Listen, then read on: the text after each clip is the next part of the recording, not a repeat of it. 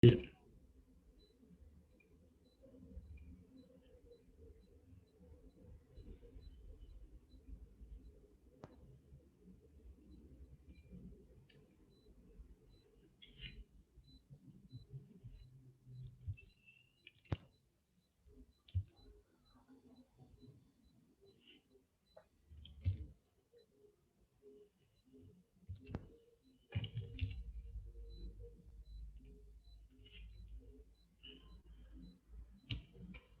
Muy buenas tardes a todos. Muchas gracias por acompañarnos nuevamente en esta jornada sobre transporte y soberanía. En este día va a continuar el ciclo el amigo Roberto Utrero y voy a leerles el currículum del amigo para que todos puedan conocerlo. Ingresó como aprendiz a Talleres Diesel Mendoza del Ferrocarril San Martín en el año 1965. Luego oficial mecánico, técnico de avance, jefe de costos garage de locomotoras, hasta egresar con el retiro voluntario en junio de 1991 en el departamento Contaduría Ferrocarriles Argentinos, habiéndose desempeñado como representante del contador en Zona Cuyo. Roberto es técnico mecánico, licenciado en Ciencias Políticas y Administración Pública de la Universidad Nacional de Cuyo. Es becario del BIT en Fundación Getúlio Vargas de Río de Janeiro en Política Fiscal. Fundación para el Desarrollo Administrativo del Estado de San Pablo, Brasil, en Políticas de Gobierno y Empresas Públicas. Diplomado en Economía Política en Flaxo, en Flaxo, Argentina, magíster en Historia de las Ideas Políticas Argentinas, la Facultad de Filosofías y Letras de la Universidad Nacional de Cuyo, actualmente doctorando en Ciencias Sociales, Facultad de Ciencias Políticas y Sociales de la Universidad Nacional de Cuyo, tema, los obreros ferroviarios y la cuestión social en Mendoza entre 1884 y 1920, cultura política y orden constitucional. Ex asesor de la Asociación Internacional de la Seguridad Social, Oficina Regional para las Américas. Es docente, es escritor, es autor de La Dama de Sao, 1996, Minas Gerais, Brasil, Ensayos sobre la Tarpeza, del año 2003, novela inédita, La Trama del Revés, del año 2004, inédito, Joaquín Machado de Asís, Una indagación abierta y permanente, 2005, un ensayo que es en portugués, Encuentro, Desencuentros, 2011, cuentos, De Extremadura a Cuyo, El viaje sin retorno, año 2012, Ferrocarriles Argentino, Destrucción y Recuperación, 2012, trabajo federal coordinado por Juan Carlos Sena. Supone que estorba, 2013, inédito, impulso civilizador y político de Estado Mendoza, el ferrocarril de 1884 a 1914, 2014, tesis de maestría, justificando ausencias, 2015, inédito, La colmena ferroviaria, 2020, en imprenta, La mujer de pintor, 2020, además de diversos artículos en Argentina y el exterior, columnista semanal de Con Nuestra América, blogspot publicado en Costa Rica. Con todo gusto, Roberto, le cedemos la palabra para su charla. Muchísimas gracias, compañero. Bueno, vamos a desarrollar la historia de los ferrocarriles en Mendoza y, lógicamente, en esto también quiero decir que uno ve el mundo desde un lugar y desde un punto de vista. Yo orgullosamente lo veo desde mi lugar de ingreso de obrero, lo veo desde mi provincia y lo veo también, eso me ha dado una cantidad de elementos con los cuales yo he transitado por la vida y sobre todo me dio valores muy sólidos para poderme manejar por la vida. Creo que antes de ingresar al tema, También es interesante saber el momento en que estamos transitando y que tenemos la posibilidad y oportunidad de ser escuchados y de desarrollar nuestros temas en un momento del mundo muy particular, en una pandemia producto de una crisis del antropoceno, es decir, una crisis que se produce con el desarrollo científico y del hombre desde el eurocentrismo europeo y que lógicamente se arrastra al resto del mundo, un mundo que en ese momento es visto por las potencias europeas como un mundo a explotar y lógicamente los conocimientos, la ciencia, los descubrimientos llevan a esa revolución industrial y llevan a la revolución política, que es la Revolución Francesa, ambos sucesos que son productos de esta modernidad que ahora estamos viviendo en todos los países y que lógicamente la pandemia se produce como una crisis de crisis. ¿Qué quiere decir esto? Los que tenemos ya bastantes años podemos decir que hace 75 años el mundo advertía que las dos bombas atómicas que ponían fin a esa contienda, que era la Segunda Guerra Mundial, estaban introduciendo un elemento masivo de destrucción que podía hacer desaparecer el planeta.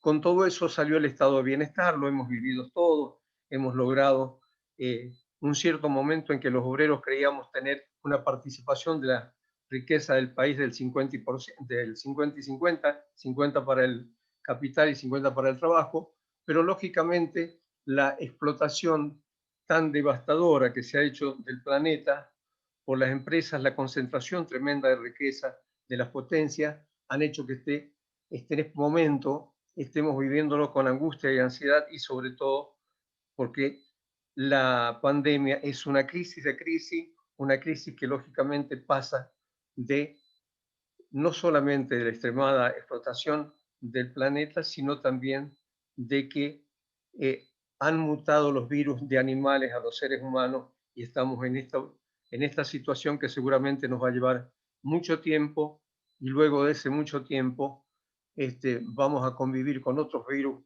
que van mutando y que van estableciendo nuevos encierros, nuevos tipos de cosas. Digo el ferrocarril como fruto de la revolución industrial porque yo siempre me atengo a una definición que la da Eric Hoffman y que dice que tal vez el ferrocarril represente la obra de ingeniería más lograda de toda la vida de la humanidad. Y esto también es necesario resaltarlo porque el ferrocarril que nace con la máquina de Newcomb y que luego se transforma en locomotora, y esa locomotora empieza a correr sobre rieles en Inglaterra en 1825. Al poco tiempo ya está circulando prácticamente por los 5 continentes y en nuestro país llega, como todos sabemos, en 1857, un glorioso 30 de agosto, pero ya había llegado a Sudamérica en Chile con la línea de Copiapó Caldera en 1851. Pero también es interesante decirlo, y por qué no, y esto también es el elemento político, los ferrocarriles nacen como un elemento indispensable del comercio internacional, de aquella repartición del trabajo que hace Inglaterra, en donde lógicamente a las colonias les toca el proveer los alimentos para ese imperio y lógicamente necesita de ferrocarriles para llegar a los puertos y de los puertos de barcos, barcos de vapor, barcos que van a seguir creciendo también con el calado de acero. Entonces, no es una cuestión que nosotros decidimos como país, sino que somos parte de un engranaje mundial y un engranaje mundial que tiene también a sus personeros en el país y esos personeros en el país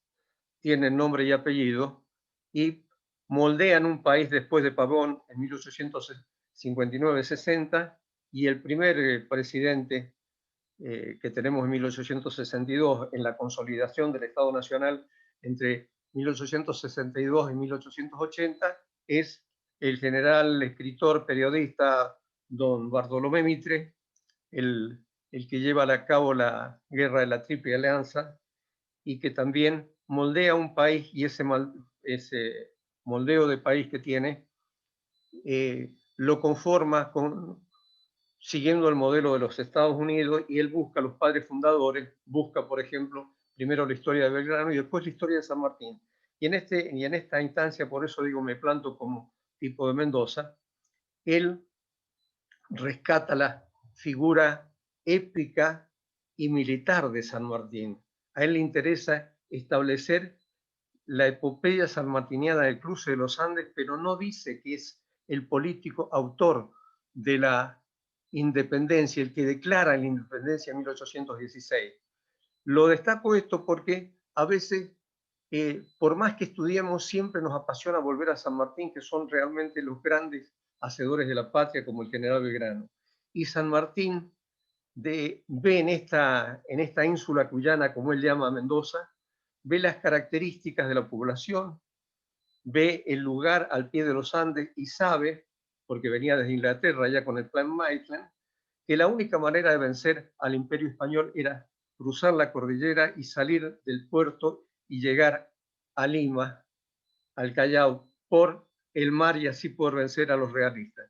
Esto todo se puede hacer a través de un pueblo que tiene características especiales, que es laborioso, que queda totalmente devastado cuando parte el ejército de los Andes, que se lleva prácticamente 5.000 personas, 3.500 de las cuales son negros. Mendoza es una provincia que queda sin esclavos, sin gente negra, la gente es mucho más clara que en otros lados, y esta provincia arrastra a los tumbos desde la independencia, desde la liberación de los españoles, prácticamente atraviesa la mitad del siglo XIX, y en 1861 se produce un tremendo terremoto que sepulta a 10.000 personas, devastada, digamos, en lo social y económico, desde la conquista, desde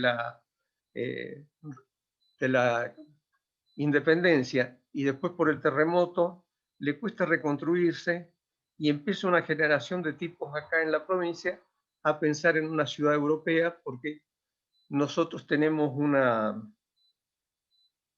endemia desde siempre. Nosotros carecemos de yodo, por lo tanto la población se caracterizó por ser cotudos, y mendocinos a patas a la rastra nos dicen porque somos lentos, no podemos caminar rápido, y esto también es un elemento interesante para cuando llegue el ferrocarril. Con esas características comienza a moldearse la ciudad moderna, la ciudad europea, que surge por allá por 1880, justo en consonancia con la generación del 80 porteña, y se hace una ley de aguas. ¿Por qué digo es importante tener clara la geografía, la morfología de la provincia? Porque nosotros somos un gran desierto en donde solamente se cultiva el 2,10% del territorio, concentrado en dos oasis, el norte y el sur. El norte por los ríos Mendoza y Tunuyán, y el sur por el Atuel y el Diamante, en donde está San Rafael en el medio. Pero ese 2% de cultivo ha hecho, por ejemplo, que seamos la primera provincia productora de vinos, que se produce el 70%, y primera productora de olivo. Todos estos elementos que hay que marcar es porque el ferrocarril llega a la provincia en 1885, justamente cuando se había dictado un año antes la ley de aguas, y cuando ese establecimiento de ley de aguas y el ferrocarril hacen que se realice lo que algunos denominan la revolución vitivinícola, en donde empieza la apropiación de las parcelas para la plantación de viña, y crece tremendamente hasta prácticamente 1910. Por lo tanto, se genera la matriz productiva que va a tener Mendoza hasta la actualidad. Pero lo interesante es que cuando llega el ferrocarril a la provincia, inmediatamente en la provincia, la cuestión es vista de dos maneras, y uno lo empieza a mirar desde otra proporción.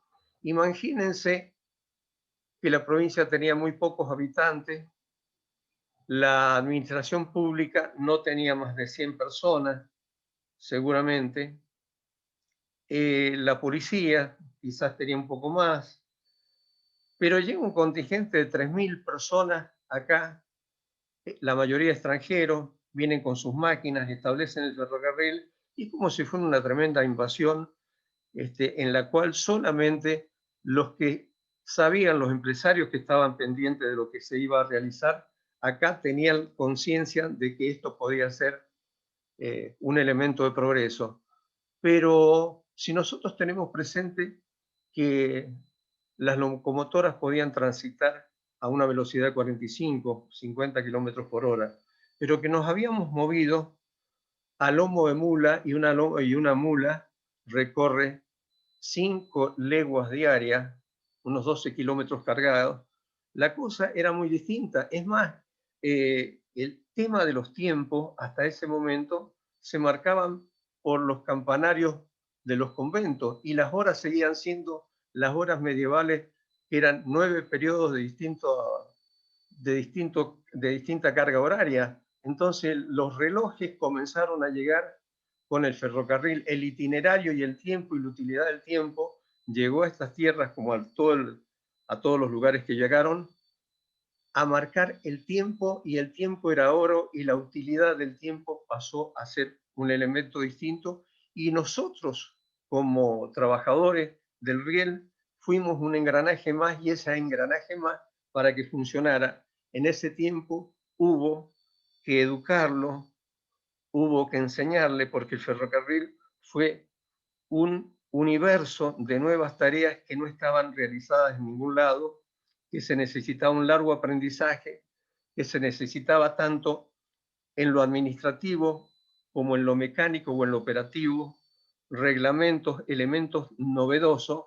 Las personas también tenían que ir a escuelas de aprendices, tenían que capacitarse, y esa capacitación duraba mucho tiempo.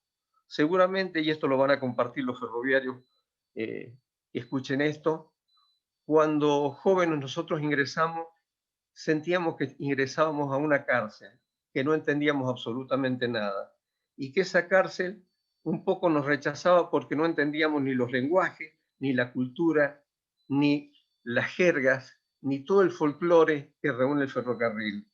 Pero con el tiempo nos asimilamos, y todos aquellos que lógicamente lo miramos y lo observamos como un hecho bastante hostil incluso al ferrocarril, con el tiempo yo veo por mis compañeros, hemos sido los que nos llegamos a querenciar y hemos advertido esa tremenda capacidad que tiene el ferrocarril de habernos dado valores, y valores como la amistad, como el compañerismo, que trascienden a los tiempos.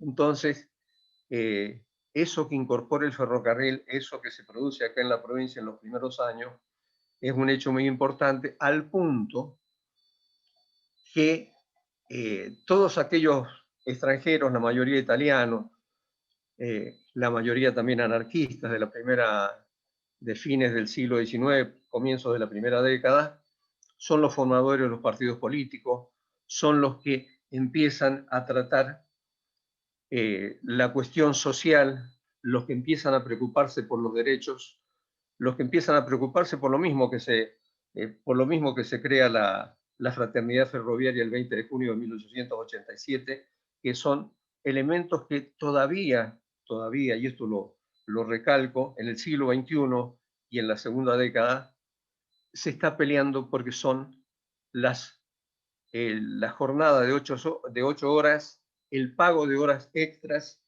y el pago de un periodo semanal. Esos son los 3 elementos que tiene la fraternidad cuando se funda en aquel momento. En la actualidad la lucha de los obreros sigue teniendo las mismas cosas, y mucho más peor todavía porque en las condiciones de teletrabajo que nos ha impuesto esta pandemia de reclusiones, no hay horario. Entonces los obreros seguimos siendo explotados y seguiremos siendo explotados mientras no consigamos esa base elemental de derechos que tenemos que tener. Pero volviendo al caso de Mendoza y a la primera década, acá llegan dos líneas bien claras, y esto también es interesante tener en claro cómo los centros de poder distribuyen el tiempo asignan los recursos y hacen lo posible por estorbar o generar disturbios para que las construcciones ferroviarias o lo que se deba hacer pase mera y exclusivamente por ellos. Un caso muy particular es el del ferrocarril trasandino, que prácticamente lo construyen los chilenos, los hermanos Clark, pero dosifican los capitales alrededor de 38 años. Entre 1872, que sale la ley, y 1910, que se hace el túnel internacional y se inaugura para que pase, vincule las estaciones de las Cuevas y de los Andes, han pasado prácticamente 40 años. 40 años en donde hubo conflictos entre Argentina y Chile, conflictos de la Guerra del Pacífico de Chile con Perú y Bolivia, en donde no venía el dinero, pero mientras tanto los ingleses estaban viendo cuándo se abría el canal de Panamá y el canal de Suez, porque como tenían distribuido prácticamente el imperio en todo el mundo, sabían que por uno de los lados tenían que transitar. También del mismo modo boicotearon el ferrocarril de Panamá, que empezaron a construir hacia allá por 1850. Quiere decir que si nosotros en la actualidad tenemos problemas con los ramales interiores que no se han conectado, porque después de la supresión de los trenes de pasajeros, el interior quedó totalmente sin ferrocarriles, salvo los trenes de carga. Esto siempre está siendo mirado, digamos, por la potencia de turno. Pero de aquel modo, también los obreros participaron en la formación de los partidos políticos, en los socialistas. Hay un dato muy interesante que muchos compañeros del movimiento obrero no lo saben. Aquí se celebró en 1901, se conmemoró el 1 de mayo, a escasos 14 años del suceso en Estados Unidos, y vino nada menos que Pietro Gori. En ese momento, 1000 obreros de los talleres del Ferrocarril Gran Oeste argentino dejaron las herramientas y se fueron a ver el acto, el meeting, como se decía en ese momento. Quiere decir que eso también conformó una conciencia política que después va a estar plasmada, y esto es un hecho novedoso que nos llena de orgullo los mendocinos, en la Constitución de 1916, en donde en sus artículos 44 y 45 establece un feriado pago semanal y también establece la necesidad de realizar leyes para el trabajo de las mujeres y los menores de 18 años. Estos dos artículos, el 44 y el 45 de nuestra actual Constitución, son los artículos que le dan la prioridad en el mundo en el constitucionalismo social. Es decir, antes de la Revolución Rusa del octubre de 1917, antes de la Constitución de Querétaro, que plasma los postulados de la Revolución Mexicana, que comienza en 1910, y la Constitución de Querétaro se hace en 1917, y antes de la Constitución de la República de Weimar, en 1920, está esta Constitución de esta humilde provincia que produce esas cuestiones y esas ideas revolucionarias que incorporan el derecho de los trabajadores, tiene su base en ese ideario que traen los obreros ferroviarios y que lo traen desde Europa, peleando, luchando, obreros que fueron engañados cuando llegaron al puerto de Buenos Aires con el gran aluvión de inmigrantes que vinieron porque les prometieron una cosa ya que era otra, entonces fueron explotados en ese momento y han seguido siendo explotados, pero acá establecieron un modelo de lucha sindical, establecieron las huelgas generales, establecieron los sindicatos, las organizaciones gremiales para poder hacerle frente a toda esa carga de necesidades que traían. Entonces, el ferrocarril acá cumple una importante misión, no solamente el transporte de bienes y personas, sino también trae un acervo cultural y político que deja una impronta muy importante, no solo en el movimiento obrero, sino en el resto de la sociedad mendocina, que siempre había sido una sociedad conservadora, y esto es una de las cuestiones también interesantes de decir, porque dentro de los pilares del esquema conservador oligárquico estaba la pampa húmeda, los ingenios azucareros del norte argentino y los viñateros de Mendoza, es decir, todo conformaba un enclave de este tipo de cuestiones. No obstante eso, acá también, aparte de las líneas el Gran Oeste argentino y el Trasandino, que después se unen y son comprados por la gran empresa que es la Buenos Aires al Pacífico en 1907, la misma empresa que tiene los ferrocarriles del sur, que después van a ser los ferrocarriles Roca. También se construye un pequeño ferrocarril que sale de la estación San Martín, que está emplazada en donde la actual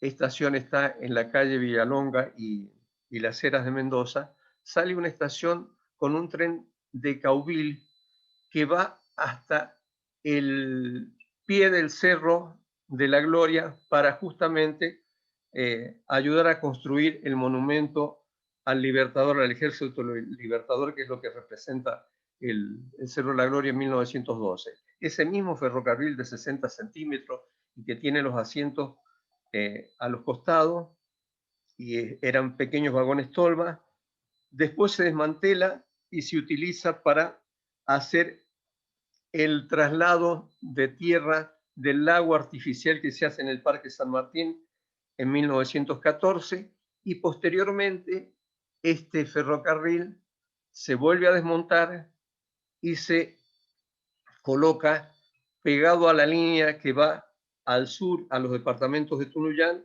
y establece una pequeña línea hacia el departamento de Tupungato, del que prácticamente no han quedado absolutamente ni rastros ni datos de los que se pueda seguir. Es decir, los ferrocarriles acá han tenido una importante trayectoria, y mucho de la documentación cuesta una barbaridad poderla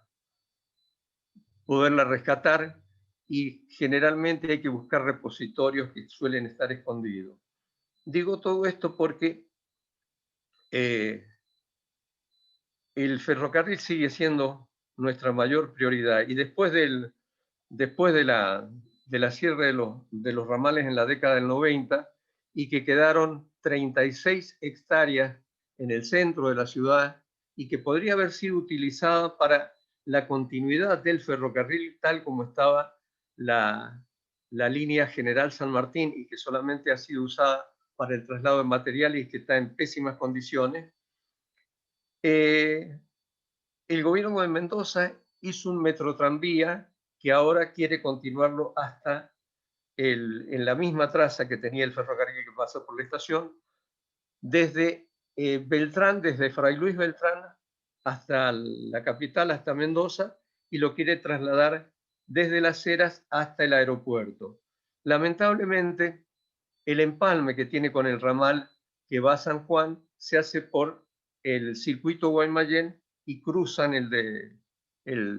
la parte de las afueras de la ciudad de Mendoza y lo vinculan. Pero bien se podría haber hecho un ferrocarril o haber hecho una estación subterránea como estaba proyectado en algún momento, y conozco al arquitecto Clemen que tenía el proyecto de una estación subterránea. Eso no se ha hecho. Pero ahora, digamos, con la pandemia, se han visto ahora iluminados los empresarios y se han dado cuenta que, así como pomposamente Mendoza es la octava capital del vino, que ahora podrían armar un tren turístico o un tren productivo, ir a otros lugares, y bueno, es lo que se está intentando reflotar en estos meses desde la legislatura de la provincia. Pero de todos modos, el ferrocarril es un proyecto nacional y es un proyecto de integración que tiene que responder a los intereses de cada una de las poblaciones, y tiene que ser un proyecto federal que esté al servicio nuestro y no que haya estado, como siempre, al servicio de los grandes capitales extranjeros. Seguramente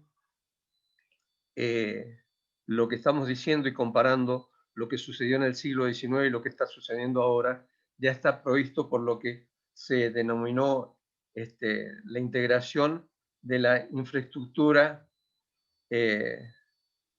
terrestre de Sudamérica, y que ahora se ha denominado el Consejo Sudamericano de Infraestructura y Planeamiento, del COSIPLAN. Y seguramente ahí están previstos mejorar la vinculación internacional de Salta-Antofagasta, el ramal del San Martín. Dicen que para 2025 tendrían que estar reemplazadas 1.600 kilómetros de vía. También se decía en ese momento que íbamos a tener un túnel de baja altura de 37 kilómetros en trocha ancha, pero todo eso está por verse. Y bueno, como también había otro proyecto de integración con Chile, que es unir la Bahía Blanca con la Bahía de Talcahuano a través de un túnel por la Cordillera de las Raíces, y que tiene que mejorarse esa posibilidad. Bueno, todas estas son expectativas, pero seguimos pensando, los ferroviarios, que la única alternativa de transporte terrestre masivo, incontaminable, más económica y totalmente democrática por ese sentido, sigue siendo el ferrocarril. Los ferrocarriles tienen que ser, utilizar electricidad, tienen que ir pueblo a pueblo, no hacer la atrocidad que se hizo con la privatización, que jamás hubo en un país que se hiciera una privatización tan feroz y tan rápida como la llevaba a cabo. Inclusive, y esto lo dice una eminencia de la economía, como fue Daniel Azpiazu, ni en los países socialistas se produjo un desmantelamiento, un desguace como se logró en la Argentina. Entonces, creo, desde Mendoza y desde la experiencia, desde un ferrocarril acá, que realmente necesitamos, y si hay una salida en esta nueva crisis que también nos mantiene mucho más abajo que el resto de los países centrales, bueno, el ferrocarril es y será imprescindible. Muchísimas gracias a todos por haberme dado esta oportunidad.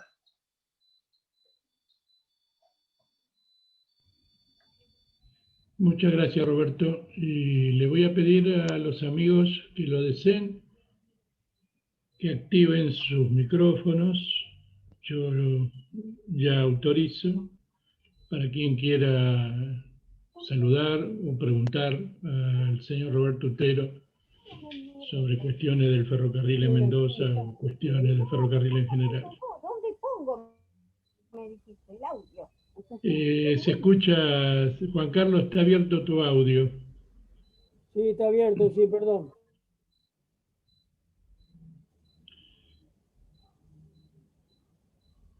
Te escuchamos, si querés, Juan Carlos. Ah, bueno, no creí que no me estaban escuchando. Bueno, gracias Roberto por estar acá, por explicarnos y conocer cada vez más la importancia del ferrocarril, lo que nosotros llamamos también el cuadrilátero de Cuyo, ¿no? Donde abarcaba 4 provincias, en donde trabajó en la producción y el desarrollo de toda esa zona. Gracias y le dejo lugar a los otros compañeros.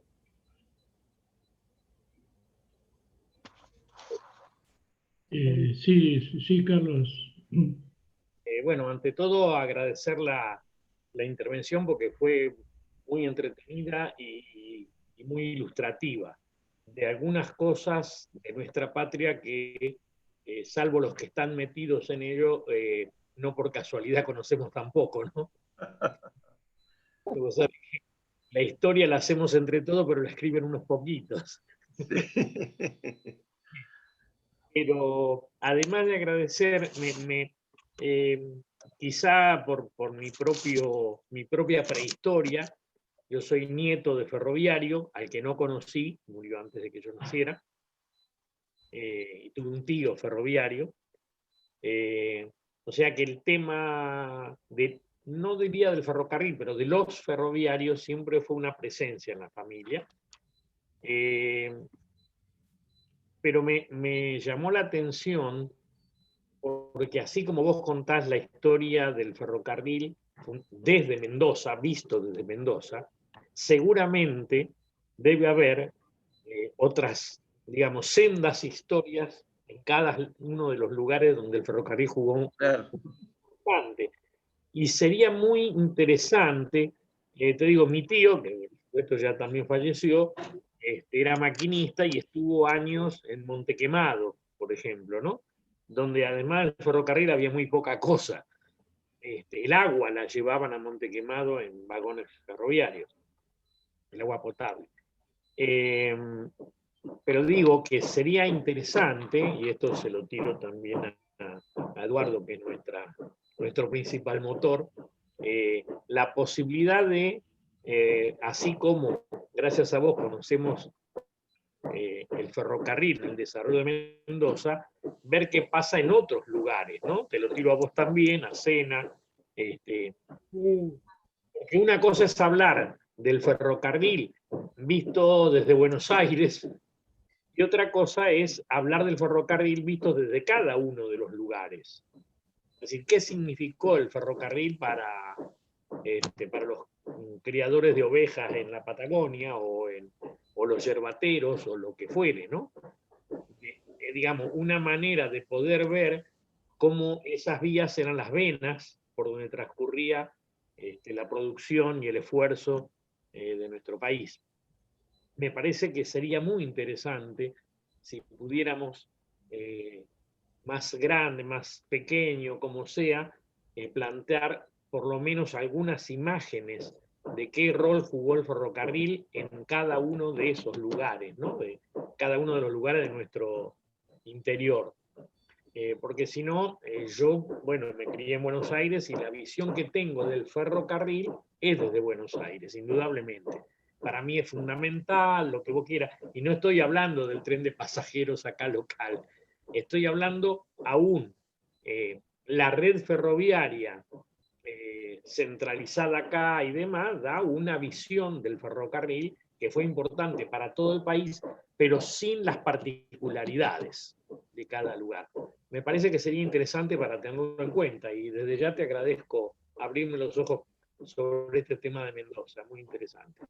Carlos, mira, lo que vos decís es cierto, y quiero rescatar una cosa, una epopeya, porque realmente no está puesta está muy poca difundida. En la construcción del trasandino intervienen 1.500 obreros.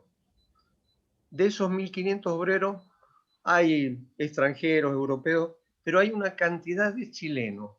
¿Cómo se construía el túnel? Para hacer el túnel, si no se podía llevar combustibles, no se podía llevar nada, entonces se decide hacer una usina que está la familia del ingeniero Fader, que son los padres de Carlos Fader, el que después va a ser pintor. Y ellos derrochan una fortuna en eso.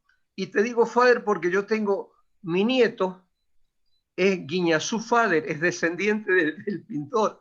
Y ellos se gastaron para hacer una usina para que llevara la electricidad, porque habían venido unos taladros belgas de 1894 que se entrenaron ahí para poder perforar eso, y corrían unos vientos tremendos, y siempre recuerdo que se comparaba la construcción de ese túnel con el de San Gotardo, que es el que pasa ahora entre Suiza e Italia, pero ahora pasa un túnel fabuloso, moderno y todo. Pero en ese momento el más grande y el más alto era el túnel trasandino, que estaba a 3.200 metros sobre el nivel del mar, y corrían unos vientos helados tremendos y se caían o los volaba el viento blanco. Esa tremenda obra que ha ido desapareciendo, que ha ido perdiéndose, que era necesaria una cremallera para poder que traicionaran las locomotoras, es una obra de un sacrificio humano y de una ingeniería tremenda. Un ferrocarril que lógicamente iba a pérdida, pero era un ferrocarril estratégico para poder eliminar la vuelta por el Cabo de Hornos que unía los dos océanos y que se producían, que se siguen produciendo tremendo, ¿no? Al cohete hay un puerto que se llama Hambre, allá en el sur de Chile, y es un lugar donde confluyen las aguas que es espantoso. Pero ese tren no ha sido conocido, ni la epopeya de esa gente, ni el sacrificio de todos esos ferroviarios que son anónimos, y creo que es importante rescatarlos para que la gente conozca de esto, como los que hicieron el viaducto La Polverilla allá en Salta, en San Antonio del Pobre. Son obras que nos llenan de orgullo, porque inclusive yo te puedo asegurar, yo que soy un tipo a veces de hinchapelota de las bibliotecas y todo eso, te puedo asegurar que lo que yo te estaba diciendo del 2% y pico de la superficie cultivada lo midieron los topógrafos y los agrimensoros a Loma de Lumula con un teodolito y con el nivel. Y no había GPS, pero te puedo asegurar que es lo mismo de ahora. ¿Te das cuenta? Es sumamente importante. Por eso creo en la laboriosidad, en el esfuerzo, en la inteligencia, en la capacidad de toda esa gente, y que hay que rescatarla, porque nosotros no somos nada si no tenemos esa memoria activa que nos dice hacia dónde vamos, pero sabiendo bien quién somos. ¿Puedo, Eduardo? ¿Se me escucha? Sí. Sí, perfectamente. Mira, yo creo que hace un rato decía, medio en serio, medio en broma, eso de que todos hacemos la historia, pero la escriben algunitos nomás.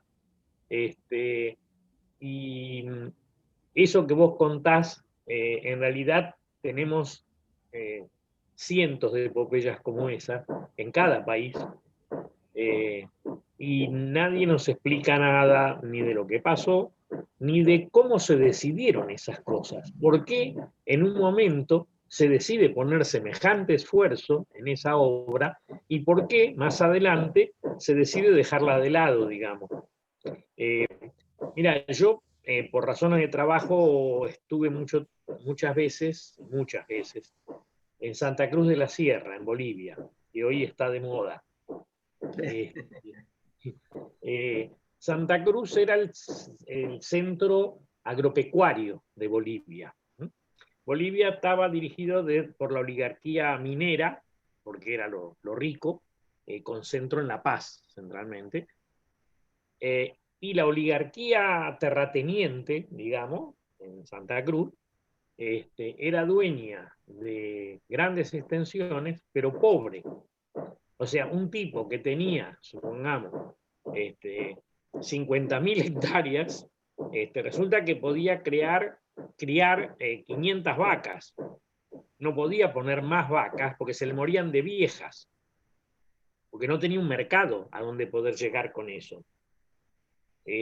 Recién cuando se abre el ferrocarril hacia la Argentina y hacia Brasil, comienza, y la ruta hacia La Paz, comienza a crecer Santa Cruz, que era un pueblo de, digamos, 8 cuadras por 6 más o menos, empieza a crecer hasta lo que es hoy, esa oligarquía terrateniente se multiplica en bienes, y fue el ferrocarril el tema central que le cambió la cara a toda esa región, ¿no? Por supuesto, ellos tampoco tienen una historia escrita de esa cosa, y por supuesto el ferrocarril se trazó de acuerdo a los designios y voluntades de los grandes monopolios, ¿no? Por eso, bueno, todo acá viene a Buenos Aires. Pero digo que sería interesante, sigo y termino acá, no hincho más, poder ver ya no el ferrocarril solamente como un todo gigante, sino además ver las particularidades en cada lugar. A mí me gustó mucho esto de Mendoza y me fui dando cuenta de que, bueno, todos los lugares deben tener una historia del ferrocarril ligado, mejor dicho, su historia ligada a la historia del ferrocarril que llegó. Eso nomás. Y otra vez gracias. Bueno, tomamos tu propuesta, veremos lo que podemos hacer. Acá está Juan Carlos, vamos a conversar con él, que es quien nos orienta en el tema ferroviario. Tenés el micrófono cerrado, Juan Carlos. Yo creo que lo que dijo Roberto, lo que dijo Gasolín recién, bueno, a la orilla de las vías hay cantidades inmensas de historia. Así como trabajaron los extranjeros en el sur, en el norte también trabajaron extranjeros, eran rusos. Cuando empezaron a construir los ramales del norte, eran los rusos, eran anarquistas rusos que venían exiliados antes de la revolución bolchevique y trabajaron el tendido de las vías y tendrían en el ramal C14. Ahí en ese lugar trabajaron e instalaron colonias, y cuando se crea Taller Tafí Viejo, entran a trabajar a Taller Tafí Viejo unos cuantos, introducen también el anarquismo ahí y forman la Federación Obrera Ferrocarrilera, agredida a la Fora. Son pocos los que conocen. Por eso cuando uno estudia el peronismo en el norte es diferente que acá. Tienen códigos de comportamiento anarquista, tienen otra manera. La resistencia peronista en Tucumán se llamaba los Mau Mau, porque le cortaban la cabeza a todos los gorilas, a todos los ladrones. Eran así. Ese regimiento, esos anarquistas, cuando lanzó la revolución, se volvieron a Rusia, integraron el regimiento de Magino. Bueno, esa historia que cuentan ustedes está llena de esas cosas. Llena de esas cosas. En este momento, en el lugar Formoso, en ese lugar que está ahora todo clausurado, el ramal del ferrocarril, los pobladores lo transformaron en iglesia. ¿Saben para qué? Para que no se robaran los instrumentos. Eso va a decir, todas esas cosas que está aliado al costado, bueno, está lleno de anécdotas. Lleno de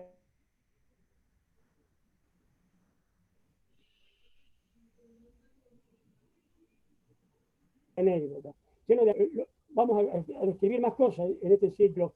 Los trenes sanitarios, vamos a describir el tren cultural, lo que viene, la cultura que anduvo en tren acá en este país, porque lo que está hablando Roberto y lo que está hablando Solís son partes culturales. Los trenes sanitarios, el ferrocarril y la salud, eso tiene que ver. Vamos a hablar de la memoria fotográfica de los ferrocarriles, la cultura que impulsó el ferrocarril, está lleno de anécdotas y de heroísmo.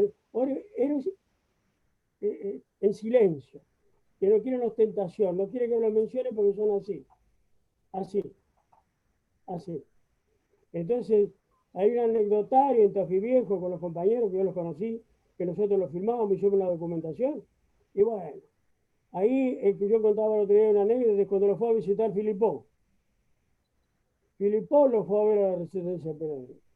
Filippo le llevó de regalo una PAM, una ametralladora de la PAM. Y los muchachos, el Toto y todos los venga, que le enseñamos, abrieron un aserradero, una aserradero, le cortaron las arriba, abajo había fierro del color que busqué. Y Filippo le dijo, ¿dónde sacaron esto? Y dijeron, coronel, eso no se pregunta. Tiene razón, no soy un boludo. Y bueno, se hicieron amigos de él, eso está lleno de anécdotas. Filippo estuvo allí en el norte, se codió con toda esa gente. Y vino lleno de anécdotas y quedó el sello de él, la admiración por él. Entonces, bueno, toda esa gente murió pobremente, felices por todo lo que habían hecho, por todo lo que habían hecho. Ese ferrocarril está lleno de anécdotas, de cuentas. Es lo mismo que los mexicanos adoran el ferrocarril. Los mexicanos dicen que si no es por el ferrocarril, Emiliano Zapata y Pancho Villa no hubieran ganado la revolución. Lo que pide Solís, y vamos a tratar de contarle todo lo que conocemos, los trenes aguateros, los trenes sanitarios, los trenes petroleros, las plantas potabilizadoras de agua, el estudio de las napas freáticas, todo eso lo vamos a contar. Pero eso todo es producto del hombre, del que labura, del ferroviario.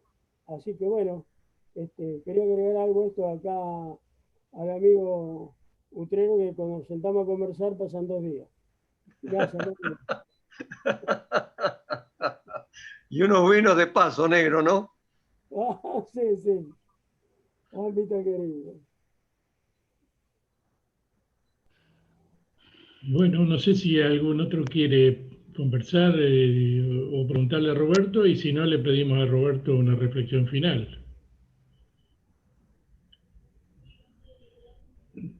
Bueno, Roberto, usted una reflexión final para cerrar esta grabación sobre esta nueva jornada del ciclo de transporte y soberanía. Primero, no me trate de usted, que me siento muy bien.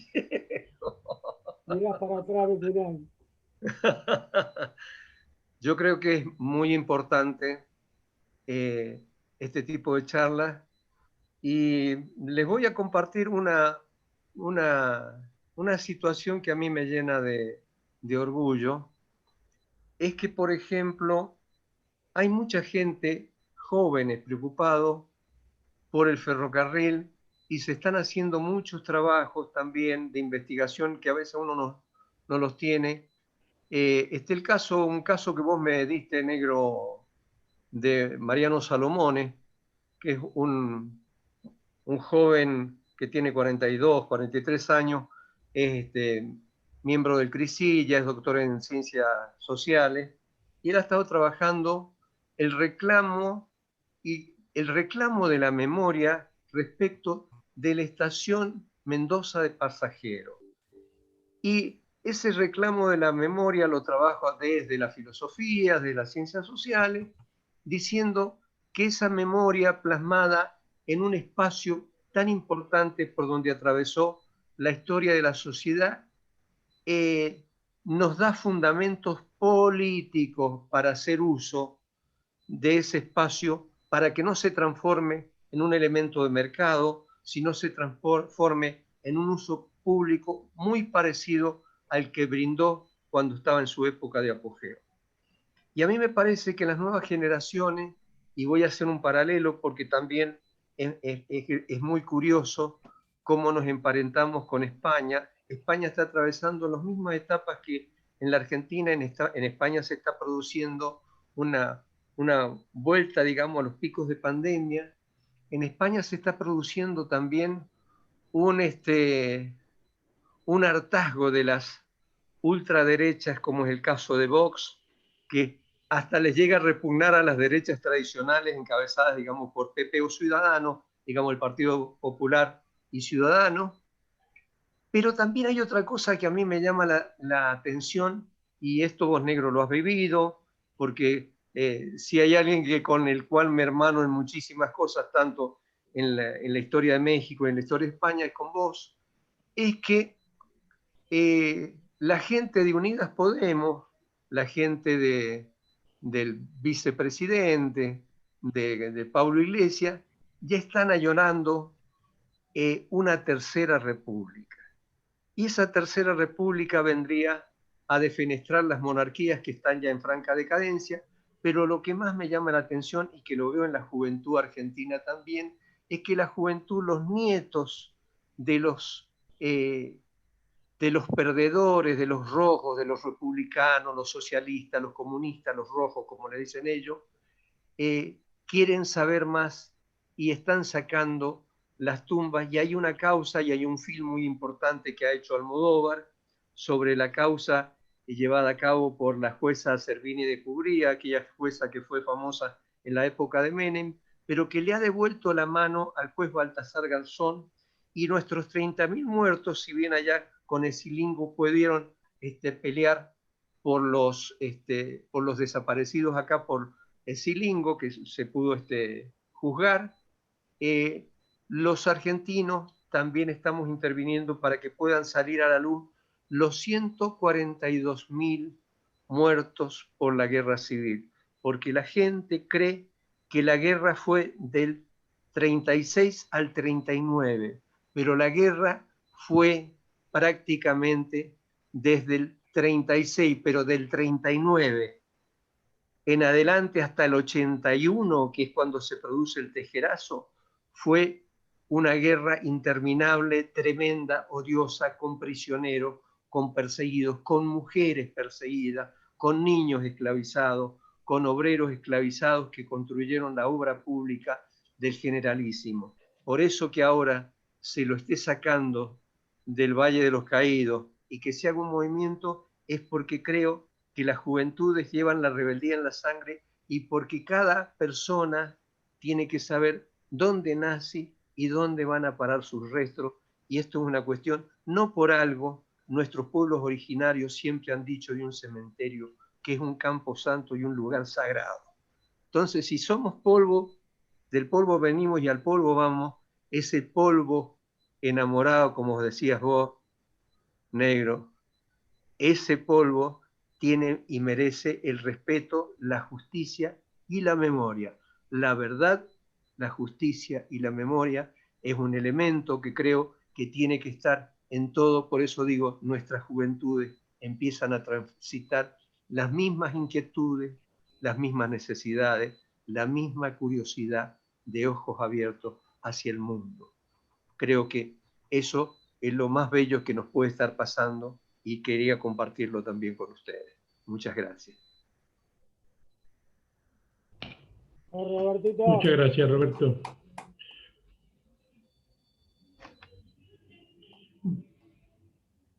Bueno, muy agradecido, muy emotivo estas últimas palabras de Roberto. Te lo agradezco, corregí el trato, pasé a tutearte. Y negro, el viernes, el tren de las artes. El jueves. Jueves, el tren de las El artes. tren de las artes el viernes, el ferrocarril y la salud. Bueno, ahí sigue nuestro ciclo. Ahí sigue, sí. Muchas gracias a todos. No, gracias Y a nos todos. encontramos en la próxima conferencia. Chao. Gracias, Roberto. Compañeros, chao.